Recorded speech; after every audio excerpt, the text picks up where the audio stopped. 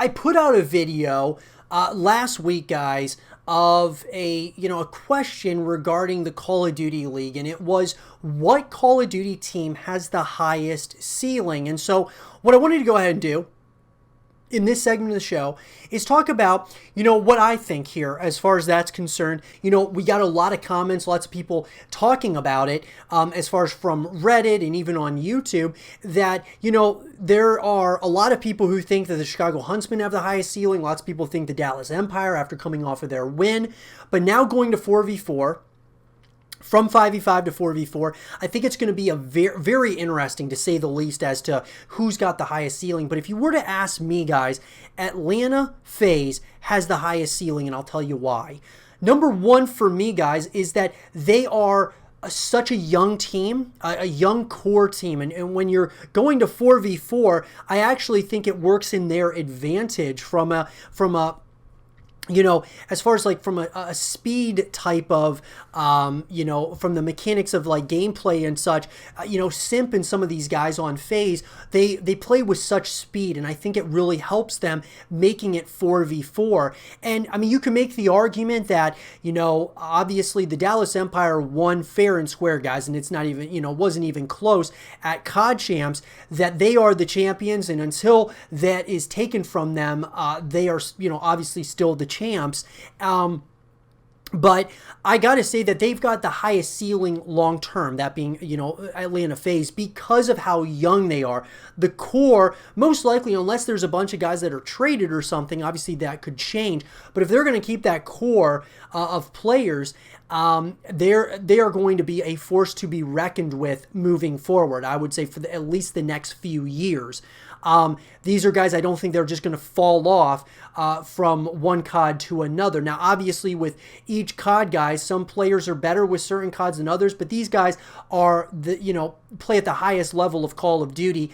I'm taking into consideration that, sure, some of these players are going to have an off year, but at the same time, if you're that guy and you are, that good at one of the best in the world, they're going to show up, and they're going to be very tough to beat, in my opinion.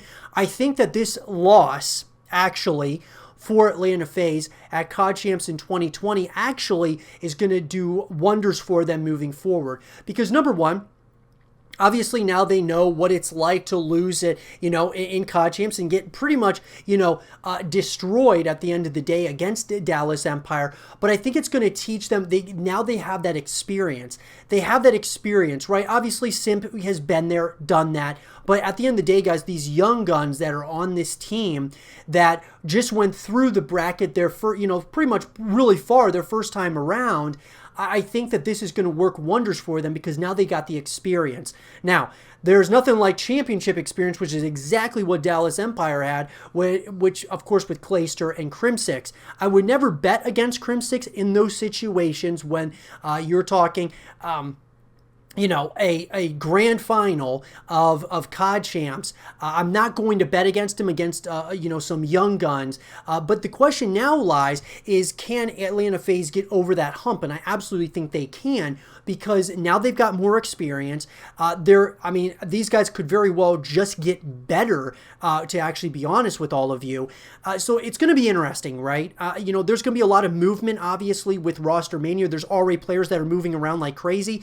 Could I see Chicago have a really high ceiling? The problem is, guys, is that we don't know how many more years Scump has until he's done. So he's getting older as a COD player. I mean, even Dallas Empire, you look at Crimsix, he's getting older. So I just don't know if the ceiling is quite as high. Sure, for Illy and Shotzi, if Crimsix ends up, retiring next year or something of that nature, and they get a couple more young guns like Illy and Shotzi, yes, they are going to be a force to be reckoned with for the foreseeable future. But I think the highest ceiling, though, at this point has got to be Atlanta FaZe because of how young they are and the raw talent that they have on this team. It's going to be interesting, guys. I'll be sure to kind of give you guys, keep you up to speed as more information comes out about roster mania. We can kind of talk about a lot of the moves that are happening because there seems to be a lot of movement. I'm excited about it. Let me know though, guys. What do you all think? Who's got the highest ceiling? Do you think it's Atlanta FaZe? Do you think it's Dallas Empire, Chicago Huntsmen? Do you think it's the LA Guerrillas because they're at the basically at the bottom right now? That their ceiling has to be the highest because they're at the very bottom of you know, of course, of the bracket. Let me know what you guys think. And for more Call of Duty League content and videos, stay here with Zero TV.